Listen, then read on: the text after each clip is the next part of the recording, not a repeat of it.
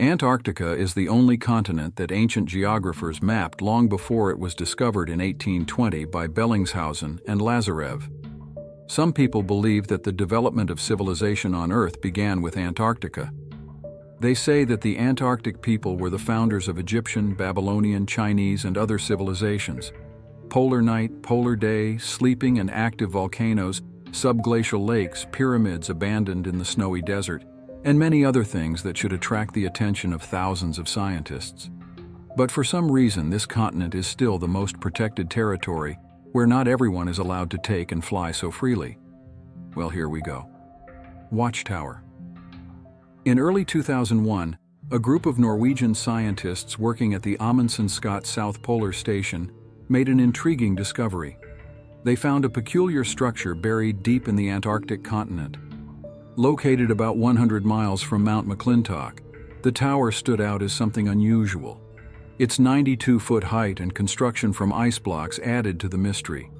It seems likely that the tower was hidden inside giant snowdrifts for all this time. It only appeared after powerful hurricanes cleared the snowdrifts. Scientists are still puzzling over this mystery. They have three main questions. Who could have built this tower? What is its purpose? And how long has it stood there? Is Antarctica Atlantis?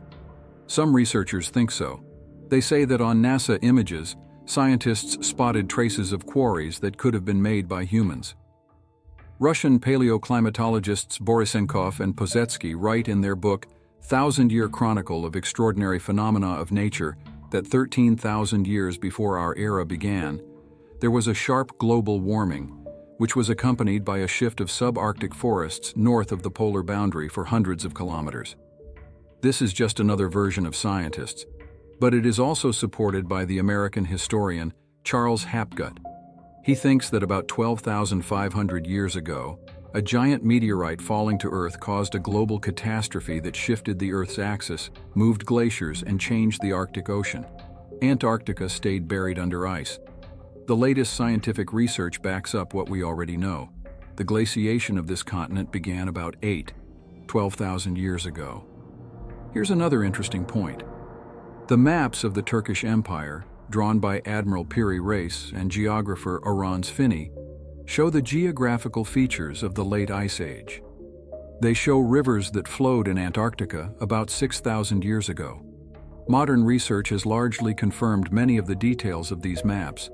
But today, the former rivers have become glaciers. Aristotle and Ptolemy argued that the Atlantic was surrounded on all sides by a single continent. This raises the question of whether Antarctica is the missing link that unites Europe, Asia, Africa, and the Americas into one large continent. Some researchers in this field believe that in this case, Antarctica could be connected by a land bridge in the form of a strip of land or a chain of islands.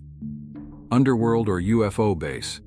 Joseph Skipper, a famous virtual archaeologist from the USA, has discovered an entrance to an underground world in Antarctica. Who is this Joseph? Well, he's the guy who made a name for himself by doing some pretty unusual stuff online. He collects all kinds of weird and wonderful information. He often asks questions on his site that skeptics don't like because they want to deny the existence of other extraterrestrial civilizations. So here's the deal. Skipper found this strange hole in the mountains of Antarctica. It's clearly visible on satellite images. Not far from the entrance is an object that looks like an ice-cold flying saucer. Some people think that in the depth of the ice continent is a base of aliens from other civilizations. Others think that a stationary U.S. satellite over Antarctica is searching and suppressing radio frequency information related to UFOs. New Swabia. The most interested explorers of the ice continent were representatives of Nazi Germany. From 1938 to 1939, Germans sent several expeditions to the mysterious continent. They photographed 1,150,000 square feet of Antarctica, later named New Swabia, and declared part of the future Reich. From 1940 to 1943, the Nazis built some secret facilities in the area of Queen Maud Land. Researchers in this area say that German scientists managed to create alternative sources of energy. There's even evidence in the Third Reich's scientific archives of German scientists developing electrodynamic machines that allegedly changed the structure of time around them and floated in the air. In January 1947, the U.S. leadership tried to destroy New Swabia. To do this, they sent a whole squadron of 13 ships, led by Admiral Richard Byrd, to the shores of Antarctica. The military operation was planned to last 8 months, but after about 3 weeks, the squadron left the shores of Antarctica.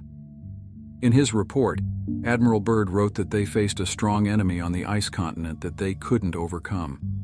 He said that the flotilla was defeated by flying saucers that surfaced from under the water and shot the ships before going back under the water. A portal to parallel worlds. Researchers have found an electromagnetic anomaly near the southeastern shore of Lake Vostok, 1,115 feet below the ice column. After measuring it, they found that the source of the mysterious electromagnetic waves is under the ice and not underground. Some researchers of paranormal phenomena believe that a mechanical, non-natural device could be responsible for emitting such waves. This has led to another idea, that there are portals to parallel worlds in Antarctica. Or maybe it's an entrance to an underworld that's inhabited by intelligent beings. Some think it was this entrance that Admiral Richard Byrd was looking for. In 1955, 67-year-old Admiral Byrd made another mysterious trip to Antarctica. Russian researcher Evgeny Butenko shared excerpts from Admiral Byrd's diary, published in an Italian magazine by Dr. Constantino Palagli. These bits and pieces were apparently provided by his daughter. According to this text, when Admiral Byrd's plane was over the South Pole, he was forced to land. Here's what he wrote. "They took me to a lush valley where it was warm and sunny, with clear rivers and fruit trees in bloom. It was a subterranean civilization living deep within the earth. They were thousands of years ahead of our civilization. People could read other people's minds, move around instantly in space, and have anti-gravity. So who were these people? Could they have been the Atlanteans? Were they even there? Please share your thoughts in the comments below this video. Don't forget to subscribe to the channel, and we'll see you in the next video.